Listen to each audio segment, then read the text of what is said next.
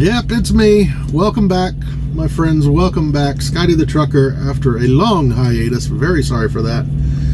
Coming to you from the Millennium, just outside the Millennium building here in Springfield, Missouri. I was looking back at my videos and saw I did exactly one video between home times. That was my last video. I'm out of a second home time.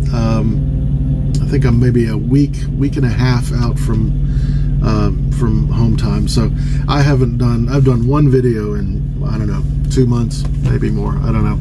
Very sorry. Gonna try my best to get rolling again on the YouTube. Maybe I just needed a break. I don't know. Just hadn't been feeling it. But I can tell you, those of you that have been with me a while will know, but if you don't, if I ever do kind of go dark on YouTube for a bit, it's always because things are going well, not the reverse. I've often said I have a hard time finding stuff to talk about when things are going really good. And man, the month before my last home time, I had my best month revenue-wise and my best week within that month revenue-wise. Man, it was just it was just crazy how it happened. And I know there's kind of anecdotal evidence out there just watching other YouTube that it seemed like everybody kind of hit a little spike of good loads and things like that. I'm hoping it'll continue a bit. I will say I've been out maybe, like I said, a little over a week. I'm getting good loads, but they're the longer runs. Most of what I've been doing lately in the last few months has been these short, 24-hour turnaround type things. All of a sudden, like when I'm coming off of this home time, I've been getting these ones with 2 or 3 days of driving in between. I was just at Salt Lake City terminal like 3 days ago, something like that. So what I'm saying is not bad paying loads, but they're the kind that don't always hit exactly right for a weekly payroll. And when you're leased, you got to look at the long game anyway. But it kind of works out with these longer runs. Depending on where it hits around Tuesday, you'll have like a mediocre week followed by an amazing week, just because the revenue of the last big load doesn't hit until after payroll. So it's fine, I'll take it. Like I said, you got to pay more attention to the trajectory than this is not a weekly paycheck type of business. You don't want to be living or dying on 1 week. It's the trajectory, the long game that you got to be watching out for. So all is well. It doesn't feel like it's quite as great as it was just before home time. That 1 month was just amazing. I did a favor. I was asked by dispatch to do a repower favor for them, and they said, when they did it, said, we're going to try to get you a good one after if you'll do this for us. And I did. I'm usually game for just about anything that keeps me rolling. I found that it just, I'm doing fine financially, even during the downturn, so I'm trusting the system for the most part. I decline every once in a while. It's been fairly rare. I tend to go with what I'm given unless it's real bad. And it all kind of equals out in the end. So the repower, I said sure, and sure enough, as soon as that repower was done, I got my first Fight Club load, the ones we don't talk about. Really good load immediately following that one, and then from then on it was a string for like not that every single one of them was spectacular, but for the most part that month was filled with really good loads. My revenue was the highest ever as far as that month. And that week, the 1 week, I think my best week that I'm talking about ever, I think I grossed right around $9,000. That's to me, before taxes. And full disclosure, there was a little bit of referral money in there. And for those of you wondering, I am not rolling in referral monies. If you're coming out here, use my referral code. But no, I am not making much from referrals. I've got a few, and I appreciate everyone that I got. But I did happen to get a good referral check for about $1,000 on that check. So, but even at $8,000, I don't know if I could consider that if it would without that referral check. It's right around. I know I've had just a very few other weeks where it was like that, where I got paid $8,000. And no, I'm saying that wrong. It was $9,000 to the truck, not to me. Yeah, no. God, that would be nice. But yeah, it was $9,000 to the truck, $8,000 if you don't count the referral. So yeah, great month. And then, like I said, coming out, not too bad. These longer runs, I like them, but like I said, you kind of got to get used to, kind of a average to below average week followed by an amazing week, because just those the revenue, depending on what day the end hits. Like I said, this video is more of just a proof of life. Just letting you know I'm still out here, gonna try to do some more videos, and maybe switch some gears a little bit. Up until now, I've been in my, I'm out 13 months in, 15 months into my solo career, and for most of those months, I'm a pure rookie, so I didn't feel like I had the clout to get into a whole lot of trucking tutorials, telling you how to do things out here. It felt a little weird to me, but I've gotten enough experience now that there's a few things that I can speak from a bit of wisdom about. So I might start branching into, dare I say, a little advice, maybe a tutorial here and there, just to give me some other options for content. And I've been thinking more and more, about getting into, maybe coming on here once in a while and just shooting the shit, even if it doesn't have to do with trucking. Just some topic or something crosses my brain. It may not be trucking related, and hopefully y'all will be okay with that. If not, let me know in comments if you really don't want me to pontificate on non-trucking issues, but I do want to revisit, since it's been, gosh, almost 2 years now. Yeah, roughly 2 years since I came out trucking. I haven't been talking as much about where I came from, the job I had before, and that's kind of what I always thought the inspiration for this channel was I'm a little more than middle-aged guy, a great desk job, good salary, all that, but still just due to whatever, debts and things like that incurred through life, just struggling a bit, and not just financially, but stress and all that stuff. And I don't want to get into it now, but that was kind of the birth of this channel. Was more of a, rather than purely a trucking channel, it was really about people my age struggling and making a drastic change in their life, call it a midlife crisis or whatever, and in my case, I just went with it. To me, my midlife crisis was based in reality. It wasn't something just in my head, and I decided to do something about it, right or wrong.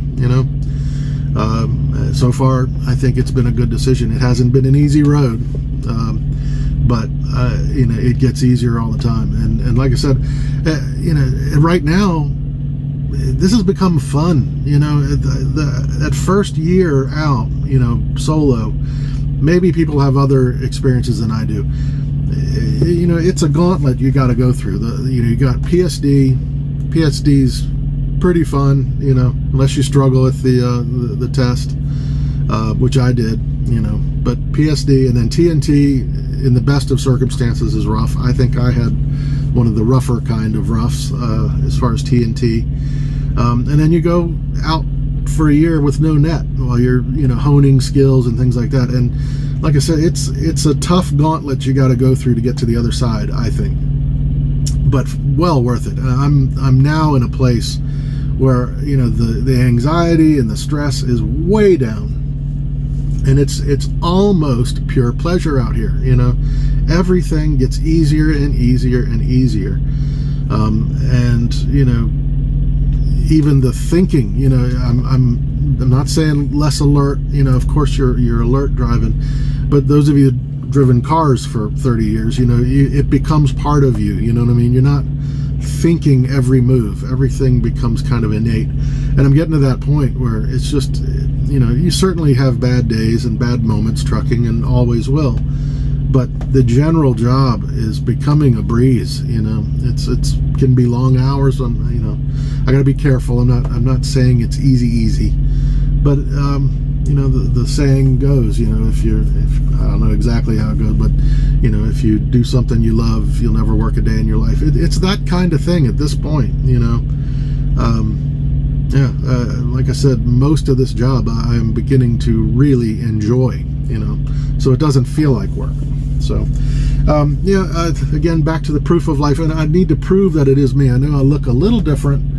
Usually I got the goatee. That's me. See, that's me. Yeah, now you'll recognize me. But I decided in 51 years I have never fully grown a beard, like a full beard.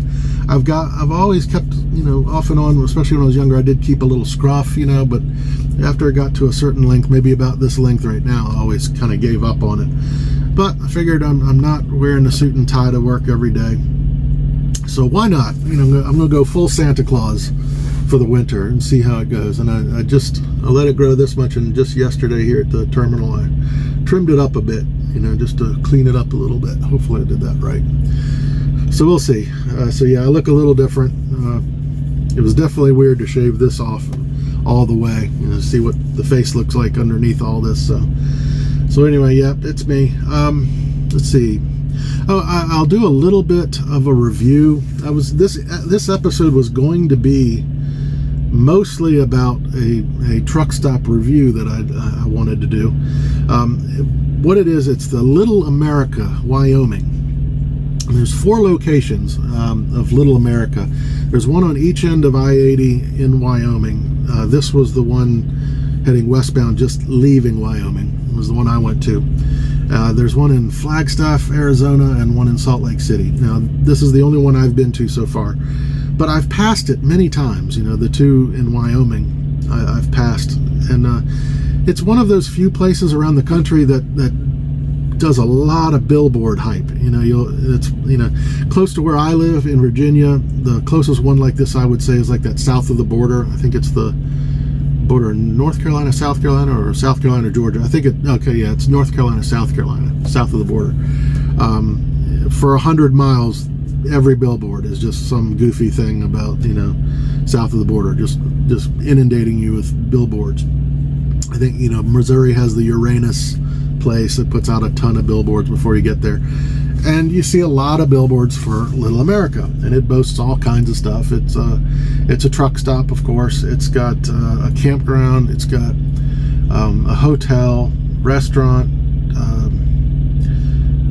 Let's see, I'm trying to think what else. I think there's some trails, things like that. So it looked like a pretty special place to go, you know, a little bit different from your typical truck stop. By the way, I'm either already starting or going to run a little bit of footage that I took. So anyway, I had high hopes for this place. I really thought it was going to be special.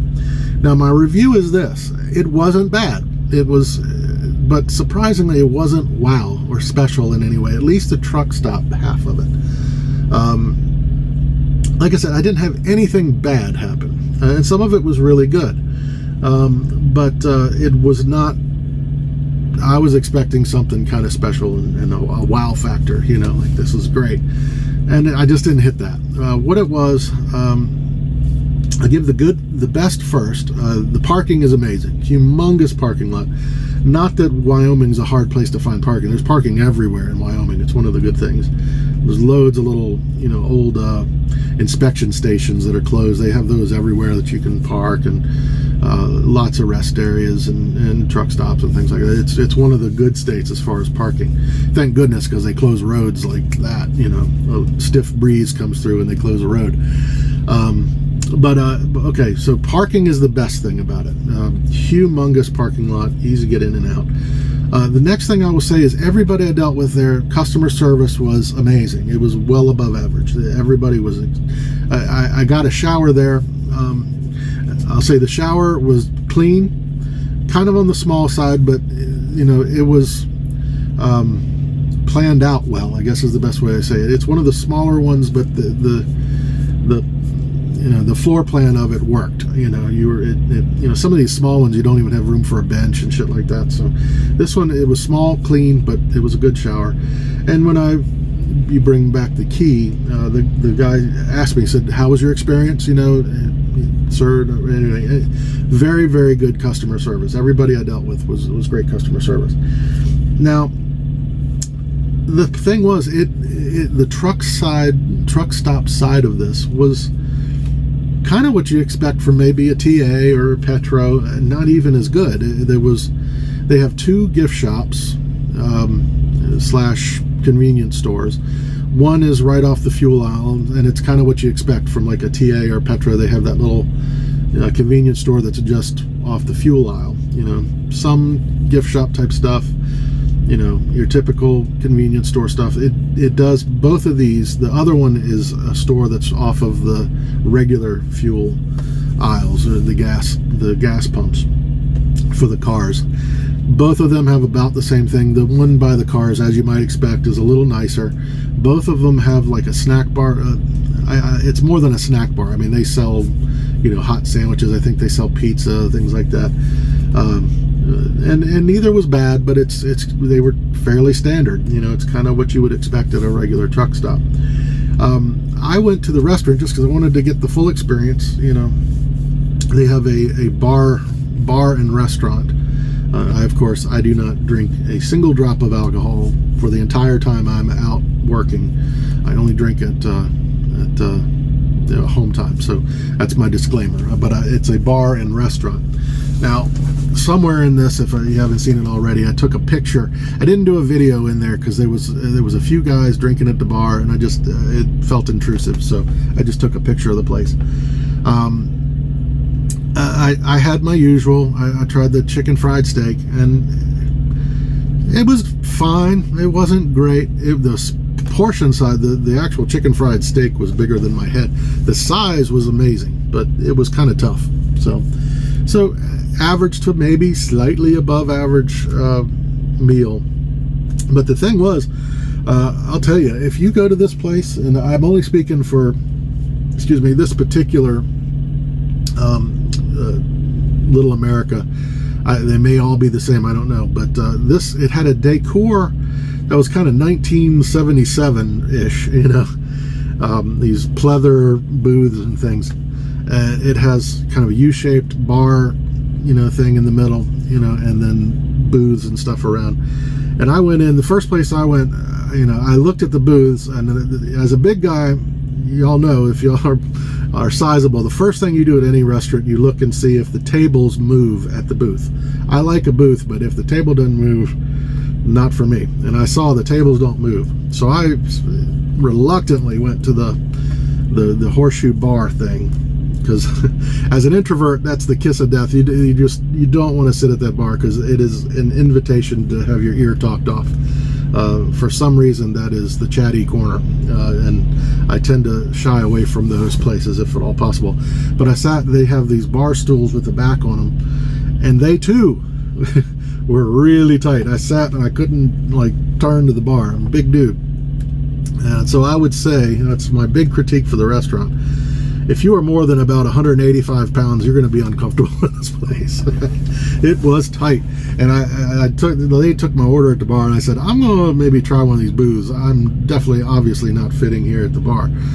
So I went and tried to look for the booth with the most room, and it was like cutting me off right at the sternum. I was basically wearing the booth. So very, very uncomfortable. It reminded me, if you've ever watched, there's a particular Ralphie May bit that he does. He talks about booths not being the friend of the fat guy, and that you sit in a booth and it kind of chops you in half. You can lean back and show people the rings. You can count and see how old you are. That's how it felt.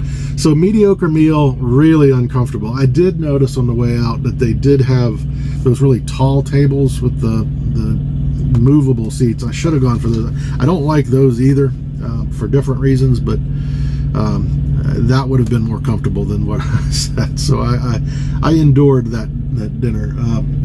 So yeah, nothing terrible other than, if you're a big person, the restaurant's probably going to be a little uncomfortable. Trying to think what else It had a little exercise area outside. It was clean. The parking lot, I don't know how they manage it. I mean, they obviously do the trash pretty often, but there was no smell of pee. You know, the whole place was well run. You know, like I said, this is not a poor review. It was a fine place. I would stay there again. But it was just a little disappointing that I thought it was going to be kind of a wow factor type place, which is why I wanted to do the review. Now, I have no idea about the campground. I have no idea about the experience in the hotel. So maybe those are fantastic. I don't know. But that's it. Just want to let you know, Little America, thumbs up. Great, very comfortable, clean, well-run place. Just it didn't have a lot of extra over top of your typical nice truck stop. So that's kind of where I'm at with that. All right, I think I'm going to call it there. And like I said, no excuse. Shame on Scotty. Sorry for not putting out more videos. I'm going to try my best. Like I said, I'm going to branch out into some areas maybe that I'm, that I don't usually do, so that I can have a little bit more content to draw upon. But yeah, things are going really well. I just, as I kind of past my first year solo, things just keep getting easier and easier and more fun as things get easy. You know, the anxiety and the fears and the stress and things like that just go down to a minimum. So yeah, for the most part, things have been good. This particular week has been slow, just because it's the terminal thing. You know, I came into Salt Lake City, had some work done, so I sat there longer than I wanted to, and now I'm here at Springfield, and I didn't expect to be here long at all. I brought in a trailer.